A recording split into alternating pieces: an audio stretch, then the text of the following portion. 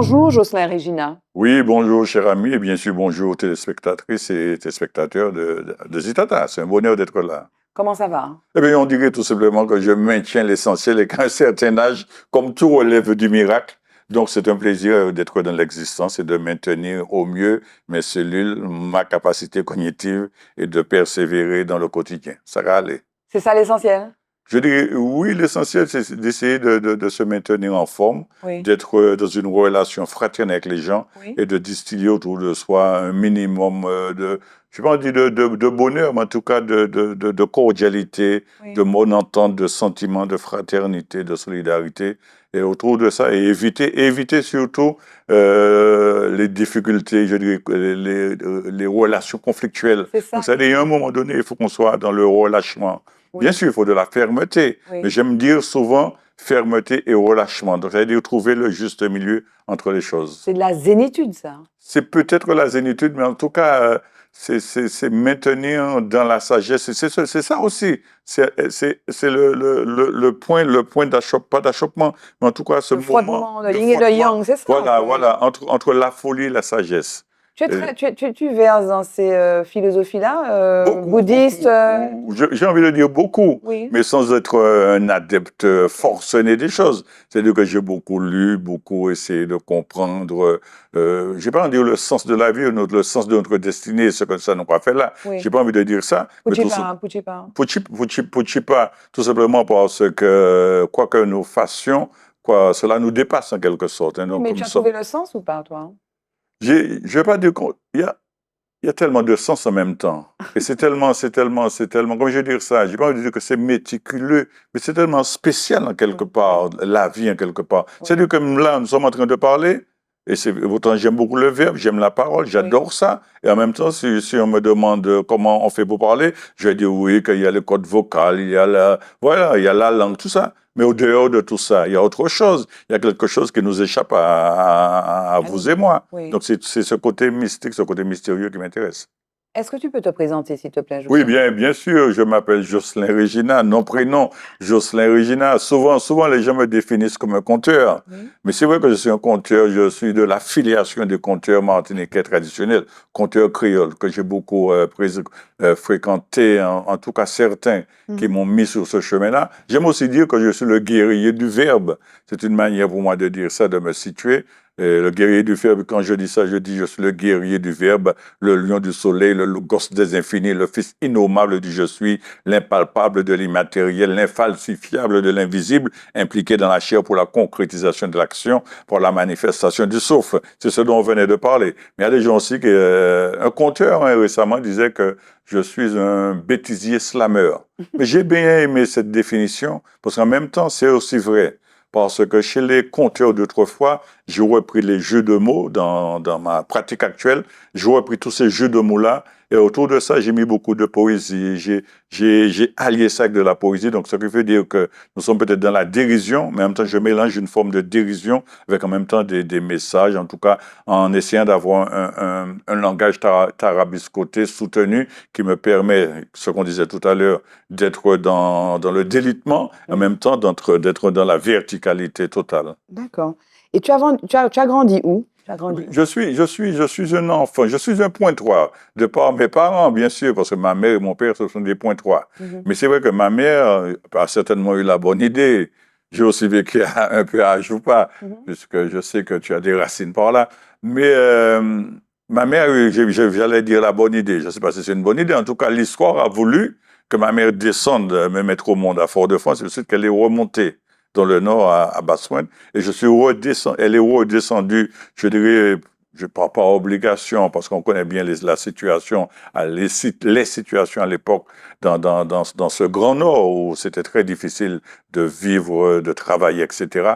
Donc elle est redescendue à Fort-de-France chercher, comme beaucoup de femmes, comme beaucoup de Martiniquais à l'époque, chercher pitance, tout simplement, à Fort-de-France. Et comme ça, nous avons atterri à Trénel. Oui, à Trénel, tout simplement. Trénel, c'est un peu vaste. Donc, la Trénel Citron. à Grosse-Roche. Donc, je situe pour ceux qui m'écoutent ne disent pas que je falsifie l'histoire. Donc, nous sommes arrivés là et j'ai grandi là pendant près de 40 ans. Là, ma mère a trouvé un petit bout de terrain près de la rivière Madame, oui, en amont des ponts de Chêne. Et nous avons sous la route de Valata. Oui. Et c'était quand même particulier parce que lorsque nous habitions là, nous étions un peu les rebuts de la société. Pourquoi? C'est pourquoi? Tout simplement parce que ma mère est arrivée là dans les années 70, donc quand on arrive aux années 70, c'est-à-dire des gens ont peut-être déjà pris les meilleures terres près de la route dans les années 50-60. Donc quand elle arrive, donc elle s'accapare, ou tout quand elle achète ce qu'elle Oui. peut. Donc ça veut dire que c'est près de la rivière, donc ça veut Pas dire bien placé. pas bien placé du tout, Ok. où il n'y a pas de voirie, de possibilité de sortir tranquillement pour monter le monde, etc. Ni faut longer la rivière sur près de 3 kilomètres pour sortir sur la route de Pont-de-Chêne. Donc c'était difficile. Donc c'est-à-dire quelque part, en tant qu'enfant, vous voyez bien les contacts entre les enfants, vous êtes considérés comme un rebut de la société, donc on ne reçoit pas. Mais c'est ce qui est bien aussi, c'est la capacité de sortir de la fosse. C'est la capacité, je dis ça même aux jeunes d'actuellement, il ne faut jamais désespérer de nos enfants. Jamais désespérer de nos enfants. Peut-être que le petit garçon que nous voyons aujourd'hui, qui peut être le plus turbulent, qui est le plus têtu, peut-être demain il peut avoir une révélation, et celui qui va porter, celui qui va nous donner la main sur nos vieux jours, on ne sait pas. Donc, ça veut dire qu'il ne faut jamais désespérer. Ton père, tu as parlé de ta mère, ton père? Mon père, c'est une relation particulière parce que ma mère n'a pas vécu avec mon père, d'accord? Donc, mon père est de Basse-Pointe aussi, mais ma mère n'a pas vécu avec mon père. Oui. Donc, je n'ai jamais eu cette relation paternelle. J'ai jamais reçu, je dirais, cet amour paternel, jamais. Donc, c'est-à-dire que dans mon adolescence, lorsque j'ai commencé à prendre conscience, bon, enfant, on est aussi conscient, parce que lorsqu'on est à l'école, lorsque vous avez votre carnet, là, nom du père, nom de la mère, etc., donc, bon, on met néant, parce que, bon, c'est ça, on met le nom de la mère seulement. Mais ça veut dire aussi que, avant de revenir sur le père, mais ça veut dire aussi que la mère porte tout. Bien sûr. La mère, c'est fondamental. Et aussi pour un petit garçon. Et la mère, c'est le point central. Donc, ça veut dire que c'est toute une vie. Ça veut dire que moi, j'ai grandi pendant 8 ans avec ma mère. Oui. Donc, ma petite sœur est venue après, mais j'avais déjà 8 ans quand elle est née. Donc, ça veut dire que pour moi, ma maman, je dis bien ma maman, je ne dis plus ma mère. Donc, c'est l'élément fondamental de ces jeunes années-là. Donc, et c'est celle qui parle et qui peut-être me laisse seul dans la maison, peut-être une maison à l'époque sans lumière, sans eau, etc., avec une petite bougie, elle rentre le soir, c'est-à-dire que je suis tout seul, enfant unique à l'époque, donc en train de l'attendre sur le pas de la porte, qu'elle revienne, et parfois dans ta tête d'enfant, tu te dis, mais est-ce qu'elle va revenir, etc. Donc ça crée une relation, je dirais, un amour, je dirais, maternel particulier. Une force aussi? Une force aussi, oui, une force parce que de tout cela, il faut se constituer, de tout cela, il faut comprendre dans quel monde on se situe, d'où l'on vient aussi, et essayer tout simplement de se forger une carapace, mais pas une carapace, je dirais, pour se forger une carapace, mais une carapace de vérité, une carapace remplie de certitude aussi, une carapace sur laquelle qui nous permet de nous projeter dans le futur. Oui. Mais pour revenir au père, oui, non, bien sûr que le père, il n'a pas été présent. Je ne peux pas, puisque ma mère ne m'a jamais non plus véritablement raconté leur histoire. Et c'était comme ça, nos aînés à l'époque. Donc, c'est-à-dire que nos aînés, je dis, ils gardaient profondément ancré en elles-mêmes leurs souffrances, leurs douleurs, etc. Donc, j'ai pas eu cette occasion, jusqu'à maintenant, d'avoir une discussion autour de mon père. Mais j'ai cherché à croiser mon père lorsque je suis devenu bien plus grand, en adolescent, et j'ai pu le rencontrer bien avant que mort ne l'emporte. Tu as écrit sur ta mère? Très peu, mais j'ai quand même écrit des choses, très peu. Voilà, là, tu es en train de me faire penser à quelque chose auquel, non, très peu, mais c'est étonnant quand même, hein. Mais c'est vrai aussi que même des fois quand j'écrivais, je pouvais dire que j'ai écrit ça et que je dédiais à ma mère. Oui. Mais c'était pas écrit sur son histoire ou sur notre relation, très peu en fait. Tu as parlé des conteurs créoles, tu as dit que tu étais dans la tradition des conteurs créoles. Lesquels, ceux qui t'ont influencé? Oui, les conteurs créoles, il y a ceux de ma génération, la génération précédente. Il y en a encore d'autres, beaucoup Oui. que j'ai un peu moins connus, comme les Lavier, etc. Mais ça, j'ai entendu parler. Ou des conteurs comme Alain Légarès qui m'ont donné des cassettes vidéo à l'époque où j'ai pu entendre ces conteurs-là. Donc Martin Vallée, Lavier, etc. J'ai eu l'occasion de croiser certains, puisque notre ami Bernard Bolosier à l'époque, quand j'étais un peu beaucoup plus jeune, faisait au Lamentin les nuits du conte sur la place de l'église. Donc à cette époque-là, j'ai rencontré tous ceux qui étaient encore là. Bien sûr, toutes ces personnes-là ont depuis laissé ce monde-là. Mais peut-être plus près de moi, c'était Jean-Claude Duverger et puis Alain Légarès, d'accord?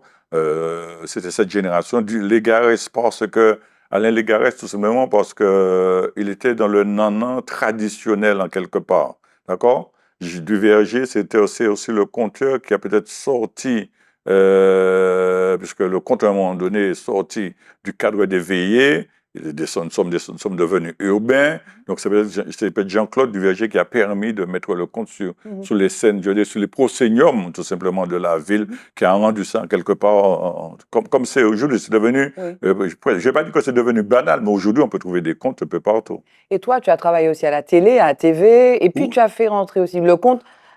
Tu l'as ancré aussi dans l'humour, et l'humour, après, même la publicité aussi d'ailleurs, et notamment à la TV, Bankoulélé. Oui, bien sûr, oui, j'ai ancré ça parce que en même temps, j'aime dire souvent que tout part du conteur, même la littérature, tout ce qu'on ça veut dire que même Césaire aujourd'hui, qu'on pense que c'est un surréaliste, que peut-être c'est Breton ou l'autre est Hamon, non, pour moi c'est l'habitation. On pourrait même dire que c'est en Babois, la Joupa, en Babois, Bassointe, là, c'est ça, c'est l'habitation, attendre comment parlaient nos vieux, parce qu'il y avait des codes à l'époque sur l'habitation. Il y avait une voix, il y avait une manière de parler, ça, c'était sur l'habitation. Donc, je pense que Césaire a récupéré ça là, et ensuite, pour lui-même le dit, il a dit qu'il ne savait même pas que c'était du surréalisme qu'il faisait. C'est-à-dire que même nos auteurs de la créolité, en même temps, on a vu qu'ils se sont beaucoup inspirés de conteurs, Chamoiseau, Confien, etc. Donc, c'est-à-dire que le conteur dans la société martiniquaise, c'est une figure de proue, incontournable, incontournable. Et bien sûr, quand j'ai fait des pièces de théâtre,